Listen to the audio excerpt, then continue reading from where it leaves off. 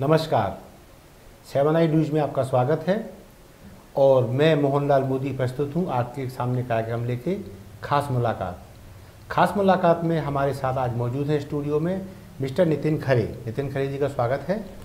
आप भेल यानी भारत हैवी इलेक्ट्रिकल लिमिटेड में ट्रांसमिशन सेक्टर में आप प्रबंधक हैं और बेंगलोर में आप पदस्थ हैं। आज हम नितिन जी से बात करेंगे भेल को लेकर कुछ ऐसे अनछुए पहलुओं पर जिनके बारे में एक आम आदमी बहुत कम जानता है। भेल का मतलब होता है भारी मशीनरियों का प्रोडक्शन करने वाला एक बहुत बड़ा संस्थान, जो भारत की एक नब्ज, भारत की हृदय स्पंदन जिसे कहा जाता है, महारत्न में जिनका जो शुमार किया जाता है, ऐसा भेल जिसके बारे में एक आम आदमी यही मानता है कि यहाँ एक भारी जनरेटर, भारी मशीनरी, भारी इक्विपमेंट बना के और ये किन्हीं संयंत्रों को सौंप दिए जाते हैं। तो दरअसल ये जानकारी ऐसा लगता है जैसे अधूरी है। तो इन जानकारियों को पूरा रूप देने के लिए आज हमने नितिन खरे साहब को अपने स्टूडियो आमंत्रित किया है और मैं उनसे पहले उनके बारे में जानना चाहूँगा। नितिन खरे साहब, आप यहाँ जो बेंगलुरु में पदस्थ हैं, इसके पूर्व में आप कहाँ आपकी ज्वाइनिंग रही और क्या क्या आपके अनुभव रहे, कृपया बताएँ। जी धन्यवाद मोदी जी। सबसे पहले 7 आई न्यूज़ चैनल के दर्शकों को मेरा नमस्कार। मैंने अपनी एजुकेशन जवाहर नवोदय विद्यालय से कंप्लीट की थी, टीकमगढ़ डिस्ट्रिक्ट से एमपी। उसके बाद बीटेक मैंने भिलाई से किया और उसके बाद एमटेक मैंने यहाँ अपने भोपाल में MNIT से किया और उसी दौरान फिर मेरा भारत हैवी इलेक्ट्रिकल्स लिमिटेड में सिलेक्शन हो गया था। तो फिर मैं किस पद पे है ये आपका, किस पद पे हुआ सिलेक्शन? मैं सिलेक्शन हुआ था एज ए इंजीनियर। अच्छा, एज ए इंजीनियर। हाँ, एज ए इंजीनियर यहाँ पे भोपाल में ही मैंने ज्वाइन किया। 2 साल यहाँ पर रहा। अच्छा। और उसके बाद फिर मेरा समय समय पर ट्रांसफ़र होते रहे ऐसा, और पदोन्नति के साथ। तो फिर मैं काफ़ी टाइम नोएडा में रहा। अच्छा। उसके बाद तेलंगाना में भी काफ़ी काम किया और फिलहाल मैं अभी बेंगलोर में पदस्थ हूँ। अच्छा। तो बेंगलोर में जैसा कि आपने बताया था कि आप वहाँ के ट्रांसमिशन जो सेक्टर है उसमें आप प्रबंधक हैं, तो इसका भूमिका क्या है, ये क्या काम करता है आपका सेक्टर भेल के अंदर? एक्चुअली जैसे मोदी जी, अगर हम BHL के पहले अगर बात करें कि पब्लिक सेक्टर्स, जी पब्लिक सेक्टर्स यूनिट, तो थोड़ा सा इसकी हिस्ट्री अगर आपको बताएं तो थोड़ा दर्शकों को भी अच्छा लगेगा। जी। जैसे जो अपने आज़ादी के बाद जब अपन लोग आज़ाद हुए ब्रिटिश से, तो अपने पूरा का पूरा इकोनॉमी जो था वो सिर्फ एग्रीकल्चर पर डिपेंडेंट था। जी, कृषि प्रधान देश था। इंडस्ट्री के नाम पे बहुत कुछ छोटी मोटी सी इंडस्ट्रीज थी, कुछ बड़े हाउस थे टाटा वगैरह के, बट मेनली वो भी जैसे कपड़ा उद्योग था, लेदर का उद्योग था। जी। बट बाकी पावर हैवी अगर पावर की बात करें, टेलीकॉम की बात करें, ऑटोमोबाइल की बात करें, तो इसमें अपन के पास कुछ भी नहीं था। अपने पास कुछ नहीं। तो अपने जो प्रथम प्रधानमंत्री थे जवाहरलाल नेहरू जी, इन्होंने उस वक्त फिर इनका विजन इन्होंने अपना डाला, आधुनिक भारत के लिए। तो अपना जो द्वितीय पंचवर्षीय योजना थी, जी, इसमें इन्होंने इंडस्ट्रियलाइजेशन पे काफ़ी ज़्यादा फोकस किया, मशीनीकरण किया। और उधर से पब्लिक सेक्टर का कंसेप्ट निकल के आया। यस। पब्लिक सेक्टर मतलब public means government. Yes. Government, public का पैसा गवर्नमेंट। राइट। तो चूंकि आज़ादी के टाइम पे किसी के पास इतना पैसा नहीं था, किसी प्राइवेट कंपनी के पास, कि वो बड़ा संयंत्र बना सके, बड़ी फैक्ट्री, कोई बड़ा उद्योग दे पाए। तो नेहरू जी ने उस वक्त फिर अपना मतलब गवर्नमेंट के पैसे से और डिफरेंट फील्ड को चुना। राइट। उसमें पावर को चुना, जी, स्टील को चुना, टेलीकॉम को चुना। राइट। तो जो अपना ये BHL भोपाल का जो प्लांट है, जी, ये one of the first public sector unit we can say. यानी कि ये जितने भी भेल के संयंत्र हैं भारत में, सबसे प्रथम जो भारत भोपाल का है, वो सबसे पहला है, सबसे पहला संयंत्र। ये बहुत बड़ी बात है, मध्य प्रदेश के लिए वो गौरव की बात है।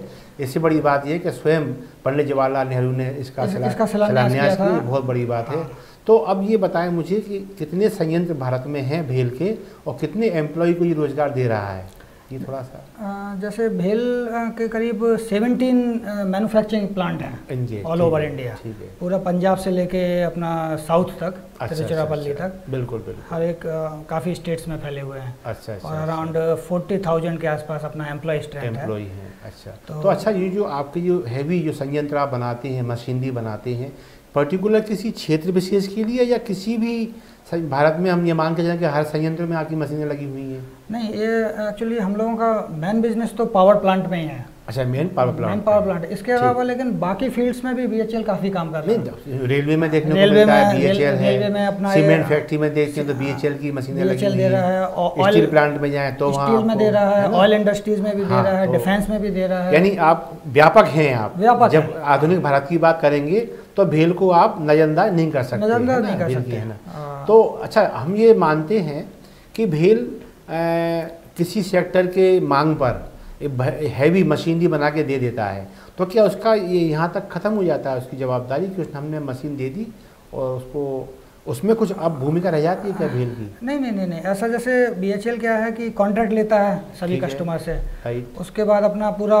मशीनरी मैन्युफैक्चर करके वहाँ पे इंस्टॉल भी करता है, और आफ्टर सेल सर्विस भी रहती है। अच्छा, अगर बाद में भी कोई प्रॉब्लम आ रही है। प्राइवेट सेक्टर में नॉर्मली वो लोग तो क्या करते हैं, अपना फिनिश करने के बाद थोड़ा सा वारंटी पीरियड के बाद वो लोग फिर ज़्यादा उतना अपना ध्यान नहीं रखते, स्ट्रक्चर खड़ा कर लेते हैं। बीएचईएल का यह है कि बीएचईएल आफ्टर सेल सर्विस भी बहुत अच्छा है, और उसके बाद कंटिन्यू मतलब सर्विस देता है, कस्टमर को सर्विस देता है। अच्छा, अगर इसको अपन ऊर्जा संयंत्रों के बारे में बात करें, जैसे आपने कहा था कि हम विद्युत के क्षेत्र में भी बड़े बड़े ट्रांसमिशन आप बना के देते हैं, तो ट्रांसमिशन तो आपने दे दिया, कोई खराबी आपके संयंत्र में आई तो आपने उसको ठीक भी कर दिया, क्योंकि आप सर्विस भी दे रहे हैं लगातार। अब जब विद्युत उत्पादन हो गया तो इसमें कुछ भूमिका भेल की शेष रह जाती है क्या? बिजली बनने के बाद जैसे विद्युत उत्पादन होने लगता है जी, तो फिर जो हमारे कस्टमर रहते हैं वो लोग ही फिर संयंत्र को चलाने लगते हैं। अच्छा, हम लोग उनको थोड़ा ट्रेनिंग दे देते हैं। अच्छा, उसके बाद वो लोग चलाते हैं, फिर कभी बाद में अगर कोई प्रॉब्लम आई किसी इक्विपमेंट में तो हम लोग फिर अटेंड कर लेते हैं। अच्छा, अदरवाइज फिर वो कस्टमर लोग अब जैसे 50-60 ईयर से चल रहे हैं जी, तो वो लोग भी अब इतना थोड़ा पारंगत हैं कि वो लोग अपना प्लांट चलाते रहते हैं। अच्छा, कोई स्पेशल प्रॉब्लम आती है तो हम लोग जाते हैं। अच्छा, तो भेल को क्या, जैसे एक तो ये आ गया कि हैवी मशीनरी बनाने का एक बहुत बड़ा संयंत्र है ये, भेल की कोई और भूमिका समाज के हित में, समाज के पक्ष में कोई गतिविधियां भेल की रही? हाँ, मोदी जी ये आपने बहुत अच्छा क्वेश्चन पूछा एक्चुअली ना। मैं एक्चुअली जैसे हम लोग पब्लिक सेक्टर्स में हैं जी, हाँ, तो मतलब मैं I am not undermining any other field जी, बट पब्लिक सेक्टर में हम लोगों को एक फीलिंग रहता है जी कि हम लोग देश के लिए काम कर रहे हैं जी।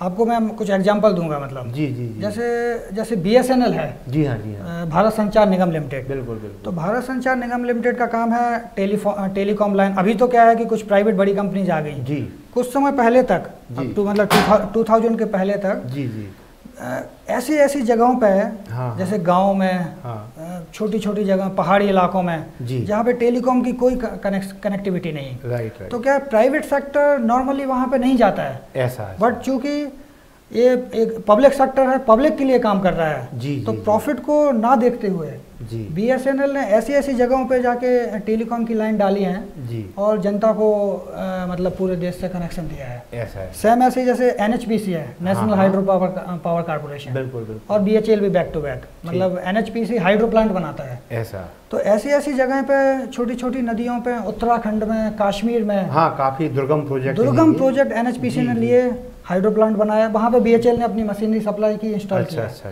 तो प्रॉफिट को ना देखते हुए जी, देश की सेवा करने के लिए दुर्गम परिस्थितियों में जहाँ पे नॉर्मली प्राइवेट कंपनी नहीं जाती हैं, क्योंकि उनका पहला टारगेट तो प्रॉफिट रहता है, वो सेवा कम है, प्रॉफिट ज़्यादा है। हम लोग का मिनिमम प्रॉफिट में सेवा ज़्यादा है। हाँ, मिनिमम प्रॉफिट हो, और मिनिमम प्रॉफिट थोड़ा आवश्यक इसलिए कि मुद्रास्फीति भी है, सब चीज़ें वो मैनेज करने के लिए फंडिंग भी होना चाहिए। अच्छा, इसमें एक चीज़ और देखी गई है, जो जितने बड़े संयंत्र हैं या जितने बड़े ये संस्थान हैं, इसमें एक पार्ट होता है समाज सेवा का, है ना। इसमें अपनी जो प्रमुख उनका काम तो ये हो गया मशीनरी बनाना, इसके अलावा एक समाज सेवा का क्षेत्र भी होता है, तो कुछ इकाई इसमें है। जी, एक्चुअली हम लोग का क्या है कि ये बीएचईएल का कुछ फंड हमेशा और सभी पब्लिक सेक्टर 1 या 2% ऐसा रहता है, एलोकेट करते हैं समाज सेवा के लिए। जी हाँ, वही। और एक चीज़ और होता है, जो भी जैसे हम लोग चूँकि गवर्नमेंट की ही अंडरटेकिंग है, तो गवर्नमेंट की जो भी पॉलिसीज आती हैं, हम लोग उसमें बैक सपोर्ट करते हैं। जैसे अभी अपना प्रधानमंत्री जी का जो